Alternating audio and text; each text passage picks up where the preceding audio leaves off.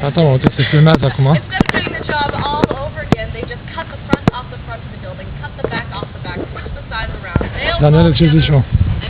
Ce zici, frate? Mă uși aici. Ce zice fata asta? And that, of course, is the red onion we have. Se vorbește de stațiunea asta pe aici, uite să un pic să filmez muntele mai de aproape. How does that sound? Foarte frumos, nu?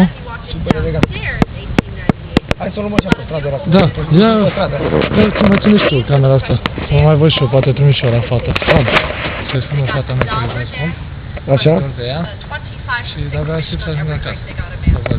Da, da. Și zi? Acum aici era prin Alaska, prin Skagway. Foarte frumos, Hai să luăm înainte, așa, pe strada aia. liniștit. Tu, fata ta, ai vorbit cu ea? Am vorbit, frate. E totul bine, așteptăm să ne eliberăm. Fata ajunge și ne scuzați pe aici. Unde e? Aici, în vacanță. În vacanță, că am că o să ajungem mai tot timpul. Da? Păi da. Ia să vedem unde mai mergem pe aici. Mai mergem pe o străduță pe aici.